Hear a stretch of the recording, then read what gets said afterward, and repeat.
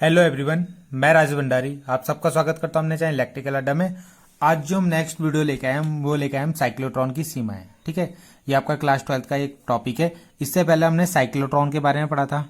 ठीक है, तो उसमें हमने क्या पढ़ा था कि साइक्लोट्रॉन एक ऐसी डिवाइस है जो चार्ज यानी आवेशित जो कण होते हैं, आवेशित जो कण होते हैं उनको त्वरित करने के लिए उपयोग करते हैं। ठीक है, उच्च ऊर्जाओं तक त्वरित करने के लिए उनका उपयोग करते हैं। ठीक है, अब आवेशित कण मतलब जैसे आपके अल्फा कण हो गए या प्रोटॉन हो गए, ठीक है, उनको आवेशित करने के लिए यूज किया जाता है इसको, किसका, साइक्लोट्रॉन का। तो उसकी भी कुछ सीमाएं हैं कि किन किन को नहीं कर सकता वो आवेशित, तो वो हमें आज पढ़ना है। तो उसमें सबसे पहला पॉइंट हम ये देखते हैं, दूसरा वाला, कि ये किसको, न्यूट्रॉन को एक तो ये त्वरित नहीं कर सकता है। अब न्यूट्रॉन तो वैसे भी आवेशित होता नहीं है, इस पर कोई आवेश होता नहीं है, तो इसको तो वो साइक्लोट्रॉन क्या नहीं करेगा, त्वरित नहीं करेगा, क्योंकि इस पर कोई आवेश आवेश नहीं होता है। आपको पता है साइक्लोट्रॉन केवल आवेशित कण को क्या करता है, त्वरित करता है। दूसरा पॉइंट आपको ये याद रखना है इसमें कि साइक्लोट्रॉन जो होता है ना, इलेक्ट्रॉन को भी त्वरित नहीं कर सकता। ठीक है, आवेशित कण तो है मगर इलेक्ट्रॉन को नहीं कर सकता ये। क्यों? क्योंकि इलेक्ट्रॉन जो होता है ना, इलेक्ट्रॉन का जो मास होता है यानी द्रव्यमान होता है वो बहुत कम होता है। ठीक, और द्रव्यमान कम होने के कारण जब वो साइक्लोट्रॉन के बीच में घूमता है तो वहां पे उसकी स्पीड बहुत ज्यादा हो जाती है। ठीक है, यानी उसकी जो स्पीड है, वेलोसिटी है, वो क्या हो जाती है, बहुत ज्यादा हो जाती है। और वेलोसिटी बहुत ज्यादा होने से क्या होता है, ये इसकी जो फ्रीक्वेंसी होती है यानी इसकी जो आवृत्ति होती है, ठीक है, वो जो हम साइक्लोट्रॉन को जो सप्लाई देते हैं, एसी सप्लाई जो देते हैं, उसके साथ मैच नहीं करती। ठीक है, आपको पता है ना साइक्लोट्रॉन की जो सिद्धांत है वो किस सिद्धांत पे काम करता है, कि जैसे आपने कोई साइक्लोट्रॉन बनाया है, सपोज ये आपका एक साइक्लोट्रॉन है, ठीक है, ऐसा होता है डी टाइप में, तो वहां से आप इसको एसी सप्लाई देते थे।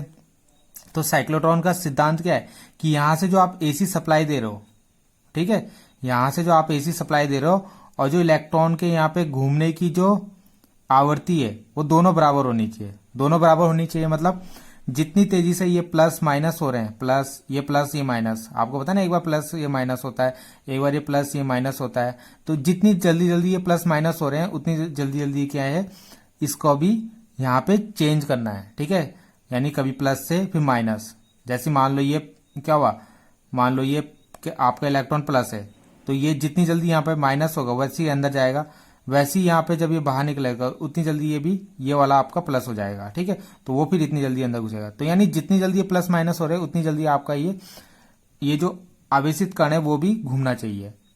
ठीक, मगर होता क्या है, द्रव्यमान कम होने से इसका वेग बढ़ जाता है, ये ज्यादा तेजी से घूम रहा है, और ये जो प्लस माइनस हो रहे हैं वो कम स्पीड से हो रहे हैं। ठीक है, तो इससे क्या हो जाता है, ये दोनों मिसमैच हो जाती है और आपका साइक्लोट्रॉन उसको त्वरित नहीं कर पाता ज्यादा। ठीक है, तो इसलिए भी हम क्या, उसका इलेक्ट्रॉन को भी हम इसमें यूज नहीं कर सकते, किसके लिए, त्वरित करने के लिए। ठीक है, तीसरा पॉइंट आपका सेम टू सेम इलेक्ट्रॉन जैसा ही है। इसमें क्या है कि इसमें ये बोल रहा है कि जो इलेक्ट्रॉन से जो हम साइक्लोट्रॉन से किसी भी आवेश को जो त्वरित कर रहे हैं ना, यहाँ पे जो इलेक्ट्रॉन को त्वरित कर रहे हैं इसके अंदर, डी के अंदर, ठीक है, इनकी जो ऊर्जा होती है ना, फिक्स होती है। क्या होती है, फिक्स होती है ऊर्जा को, यानी फिक्स ऊर्जा तक ही हम इसको त्वरित कर सकते हैं, ना तो हम कम और ना ही ज्यादा कर सकते हैं। ठीक है, मतलब ज्यादा ऊर्जा तक भी हम इसको क्या नहीं कर सकते, त्वरित नहीं कर सकते। अब इसलिए क्यों, अगर मान लो हमें क्या करना है, अगर हमने इसकी यहाँ पे मान लो इसको घुमाया और इसको ज्यादा स्पीड से हमने इसको घुमाने लग गए, जैसे आपका इलेक्ट्रॉन में हो रहा था, अगर ये ज्यादा स्पीड से घूमने लग गया तो ये क्या होगा, अगर यहाँ पे देखो इस फॉर्मूले में देखो, एम जो होता है ना इसका, एम नॉट जो होता है इसका विराम अवस्था में द्रव्यमान हो गया, और एम हो गया इसकी गतिक अवस्था में द्रव्यमान। तो ये जो भी आपने यहाँ पे इलेक्ट्रॉन, जो अभी आपने यहाँ पे प्रोटॉन लिया है, ठीक है, सपोज आपने कोई भी प्रोटॉन लिया है यहाँ पे, तो अगर आपने उसको ज्यादा स्पीड से घुमाया यानी उसकी वी यहाँ पे बढ़ गया, अगर वी बढ़ गया तो उससे क्या होगा, यहाँ पे जब ये वी बढ़ेगा तो ये 1 में से कुछ माइनस होगा, यानी यहाँ पे वैल्यू क्या होगी, छोटी आएगी, कम आएगी ना 1 में से। अगर मान लो यहाँ पे v और c अगर क्या हो गया, v 0 हो गया तो ये पूरा 0 हो जाएगा, उस केस में ये 1 बचेगा, तो उस केस में क्या आएगा, m equal to M naught के बराबर होगा। अगर मान लो ये v यहाँ पे 0 होगा तो v 0 होने से पूरा 0 हो जाएगा, तो 1 बचेगा। अब 1 अगर ये नीचे 1 है तो क्या m बराबर m नॉट आएगा, यानी उस समय दोनों के द्रव्यमान बराबर रहेंगे। मगर अगर आपका v बढ़ गया तो v बढ़ने से क्या होगा, यहाँ पे कुछ वैल्यू आएगी, ठीक, वो बड़ी वैल्यू आएगी जिससे कि 1 में से कुछ चीज माइनस होगा तो वो क्या हो जाएगा, और छोटा हो जाएगा। अब ये वैल्यू जब नीचे छोटी आ रही है, अब तो आपको पता है m क्या हो जाएगा, बढ़ जाएगा, क्योंकि नीचे छोटा है तो ऊपर बढ़ जाएगा, व्युत्क्रमानुपाती है।